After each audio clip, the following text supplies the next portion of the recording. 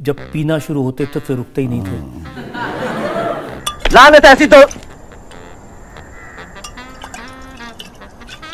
বলিউডের হিম্যান নামে পরিচিত ধর্মেন্দ্র সবসময় তার জীবন নিয়ে খোলামেলা কথা বলেছেন, যার মধ্যে রয়েছে তার অতীতের মদ্যপানের অভ্যাসও। নমস্কার বন্ধুরা, ওয়েলকাম টু মাই চ্যানেল। আপনারা শুনছেন এবং দেখছেন গপ্পসপ।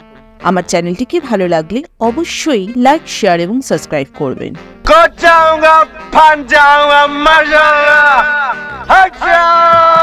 2019 সালে আপ কি আদালতে উপস্থিত হয়ে তিনি মজার ছলে তার কেরিয়ারের কিছু ঘটনা শেয়ার করেছিলেন, যেখানে তিনি তার তরুণ বয়সের মদের প্রতি আসক্তির কথা স্বীকার করেন। একটি স্মরণীয় ঘটনাও ঘটেছিল শোলে সিনেমার শুটিংয়ের সময়।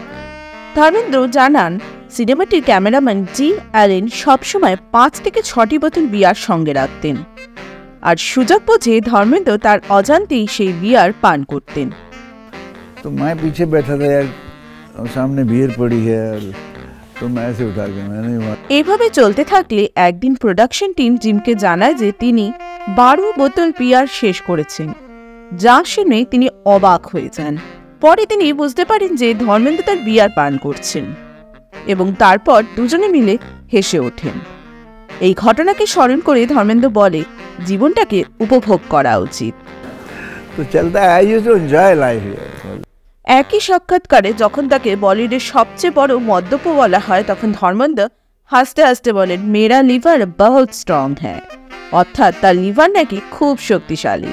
जब आप रोल करने के लिए मैदान में उतरते थे तब कोई असर नहीं दिखाई देता था। मेरा लिवर बहुत स्ट्रांग है। তিনি আরেকটি ঘটনাও শেয়ার করেন সেই সময়, যেখানে তিনি অভিনেত্রী মৌসুমী চ্যাটার্জি একসঙ্গে কাজ করছিলেন। এক দুপুরে তিনি বিয়ার পান করতে চাইলে প্রোডাকশন টিমকে বলেন, এটি যেন লস্যির মতো ফেনাযুক্ত দেখায়। মৌসুমী যখন তাকে জিজ্ঞেস করেন, এই ধর্মেন্দ্র তুমি কি খাচ্ছ, তখন তিনি মিথ্যে বলে উত্তর দেন, এটা লস্যি। কিন্তু মৌসুমী বুঝতে পারেন যে তিনি মিথ্যে কথা বলছেন এবং মজার ছলে সেও বলেন, তাহলে আমাকে একটু দাও। তখন ধর্মেন্দ্র হেসে ওঠেন এবং সত্যি স্বীকার করেন যে তিনি বিয়ার পান করছেন, এটা লস্যি নয়। मौसमी चैटर्जी समझती है तो बोलती, ए धर्मेंद्र ये क्या पीता है? मैं लस्सी पी रहा हूँ, लस्सी। अच्छा थोड़ी मेरे को देना। এরপর তিনি এটাও জানান, বিয়ার খেলে কিচ্ছু হয় না। যদিও তার অতীতে মদ্যপানের জন্য আলোচিত হয়েছেন তিনি বারবার, ধর্মেন্দ্র পরে এক স্বাস্থ্যকর জীবনধারা গ্রহণ করেন।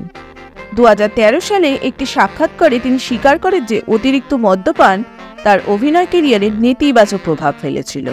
তিনি বলেন, আমি এখন আর মদ খাই না, আমার মদ্যপানের কারণে আমি নিজেকে একজন অভিনেতা হিসেবে ধ্বংস করেছিলাম। 2011 সালে তিনি সম্পূর্ণভাবে মদ্যপান ছেড়ে দেন এবং তার স্বাস্থ্যের প্রতি মনোযোগ দেন। ধর্মেন্দ্রের এই খোলামেলা স্বীকারোক্তি তার আসল ব্যক্তিত্ব এবং দৃঢ় মানসিকতার পরিচয় দেয়। এটি তার ব্যক্তিগত উন্নতি এবং সুস্থ জীবনযাপনের প্রতি তার প্রতিশ্রুতিরও প্রতিফলন দেখায়। ধন্যবাদ।